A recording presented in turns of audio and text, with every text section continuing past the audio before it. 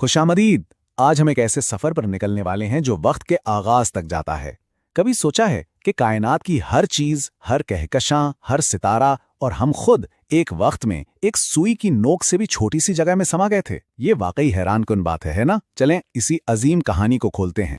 तो सवाल यह है कि एक छोटा सा नुक्ता देवा हैकलों यानी जायंट्स से भरा सैयारा कैसे बन गया। ये वो सवाल है जो सदियों से इंसान को सोचने पर मजबूर करता आया है। आखिर ये सब कुछ, ये पूरी कायनात कहाँ से आई? ये सिर्फ सितारों और सैयारों की नहीं, बल्कि ये हमारी अपनी कहानी है, हमारी शुरुआत की कहानी। आइए इस राज को जानने की कोशिश करते हैं। अच्छा, तो ये रहा हमारा आज का सफरनामा। हम शुरू करेंगे बिल्कुल शुरुआत से, यानी बिग बैंग से। फिर आगे बढ़कर देखेंगे कि हमारा अपना सोलर सिस्टम कैसे बना। उसके बाद जिंदगी की पहली चिंगारी, फिर बड़े बड़े धमाके और तबाहियां, और आखिर में हम पहुंचेंगे डायनासोर्स के जमाने में। तो बस तैयार हो जाएं, ये सफर बहुत ही दिलचस्प होने वाला है। चलें जी, तो सबसे पहले बात करते हैं कायनात की पैदाइश की, यानी वो लम्हा जब सब कुछ शुरू हुआ। वक्त, खला, हर वो चीज जो आज मौजूद है।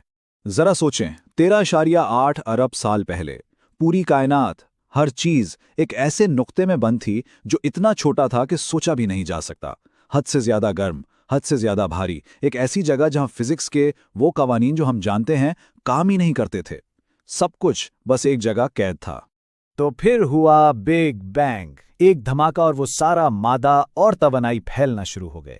बस एक सेकंड के छोटे से हिस्से में कायनात एक गर्म सूप की तरह फैल गई, और फिर जैसे जैसे ये ठंडी होती गई, पहले एटम बनने लगे, और तकरीबन 3 लाख साल बाद कायनात इतनी ठंडी हो गई कि पहली बार रोशनी उसमें से गुजर सकी। और जानते हैं क्या?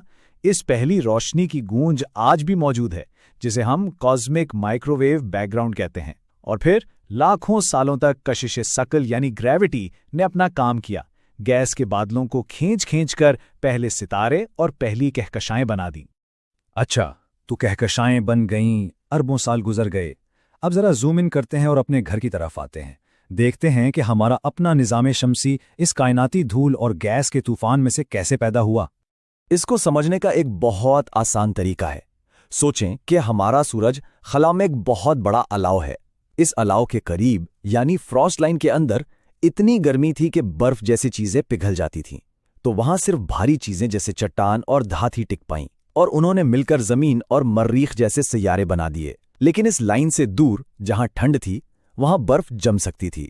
तो बर्फ के बड़े बड़े गोले बने, और उन्होंने अपने इर्द गिर्द की गैस को खींच लिया, और इस तरह बने मुश्तरी और ज़ुहल जैसे गैस के दैव हैकल सियारे। लेकिन जमीन की